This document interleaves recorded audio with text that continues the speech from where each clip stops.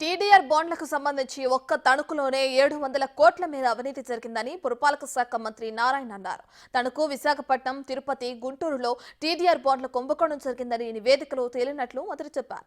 Town planning విషయంలో 2014-19 మధ్య కాలంలో ఒక్క ఫిర్యాదు కూడా రాలేదన్న నారాయణ గత ప్రభుత్వ హయాంలో టీడీఆర్ బాండ్ల విషయంలో పెద్ద ఎత్తున అవినీతి జరిగిందని లెక్కలతో సహా వివరించారు. ఎక్కడైతే స్కామ్ జరిగిందో ఇమీడియట్గా ఏం చేశారంటే అక్కడ బాండ్స్ని హోల్డ్ చేశారు, అబయన్స్లో పెట్టారు.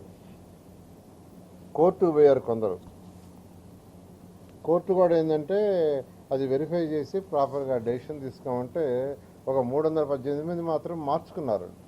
ఇలా కూడా చేస్తారా అనే విధంగా వచ్చింది. అసలు అంటే ప్రభుత్వంలో అడ్మినిస్ట్రేషన్ లేదు. గత ప్రభుత్వంలో అడ్మినిస్ట్రేషన్ జీరో అనే దానికి ఒక నిదర్శనం. 100 కోట్ల యాక్చువల్గా ఫ్రాడ్ జరిగినట్టుగా దీంట్లో ప్రిలిమినరీ రిపోర్ట్ ఉంది. తిరుపతి తీసుకుంటే తిరుపతిలో కూడా ఇదే విధంగా చేశారు. స్క్వేర్ యార్డ్స్ కింద క్యాలిక్యులేట్ చేయాల్సి ఉంటే తణుకులు ఎకరాల కింద క్యాలిక్యులేట్ చేశారు. ఒక చిన్న బిట్ క్యాలిక్యులేట్ చేయాల్సి ఉంటే ఆ సర్వే నెంబర్ మొత్తానికి క్యాలిక్యులేట్ చేయించారు. అక్కడ రేటు ఫిక్స్ అయ్యేలో కూడా అబ్నార్మల్గా 40,000 స్క్వేర్ యార్డ్ కింద ఫిక్స్ చేసి అక్కడ మిస్యూజ్ చేశారని యాక్చువల్గా రిపోర్ట్ ఇవ్వడం జరిగింది. తణుకులో 29 బాండ్లు ఇచ్చారని, వాటిల్లో అన్ని అవకతవకలే జరిగాయని మంత్రి చెప్పారు. గజాల కింద లెక్కలు వేయాల్సి ఉండగా ఎకరాల చొప్పున లెక్కలేసి బాండ్లలో అవకతవకలకు పాల్పడినట్లు స్పష్టం చేశారు. 1:200 నిష్పత్తిలో ఇవ్వాల్సింది 1:400 నిష్పత్తిలో ఇచ్చారని, తద్వారా విలువలు పెంచేశారన్న మంత్రి. ఇదో పెద్ద కుంభకోణం, దీనివల్ల 3 సస్పెండ్ అయ్యారని చెప్పారు. పందుల కాలనీ 10/12/2023 అక్కడ కూడా ఇదే విధంగా చేయటం జరిగింది. 9,000 వేరే స్క్వేర్ యార్డ్ ఉంటే దాన్ని 20,000 కింద ఇచ్చారు.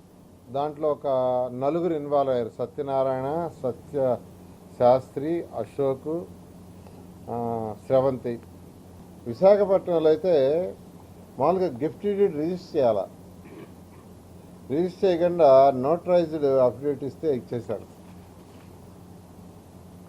ఈ విధంగా ఈరోజు ఈ రాష్ట్రంలో గత 5 సంవత్సరాల్లో ఎప్పుడు లేని విధంగా ఈ టీడీఆర్ బాండ్స్ మీద అనేక అవకతవకలు జరిగినాయి.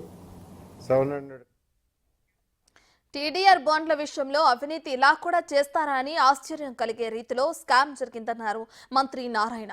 100 కోట్ల అవినీతి జరిగిందని, గుంటూరులోనూ ఇదే తరహాలో వాల్యుయేషన్లో తేడాలు చూపించారని ఆయన చెప్పారు. 9,000 గజాలైతే 20,000 గజాలకు లెక్కలేసి టీడీఆర్ బాండ్లలో చూపించారని, స్కామ్ విషయంలో సీఎం చంద్రబాబుతో సంప్రదించి నిర్ణయం తీసుకుంటామని వెల్లడించారు.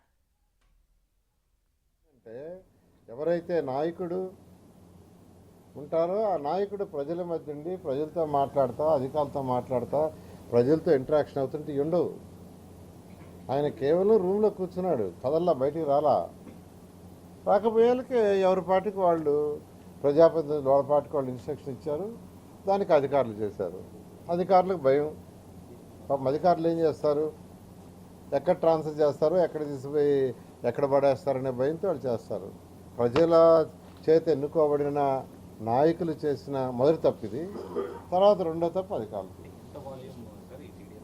దాదాపు 700 కోట్ల రూపాయల వరకు దీంట్లో స్కామ్ ఉంటుందని ఈ 4 ఏరియాల్లో, ఇంకా మిగతావి కూడా యాక్చువల్గా స్టడీ చేయాలా. దీని మీద సీఎం గారితో డిస్కస్ చేయాలి. ఎందుకంటే ఇంత పెద్ద ఇష్యూ కాబట్టి దీన్ని అంటే ఇక్కడ వచ్చిన ఇబ్బంది ఏంటంటే ఎవరైతే టీడీఆర్ బాండ్స్ తీసుకున్నారో వాళ్ళ కింద వాళ్ళకి ఇచ్చేశారు.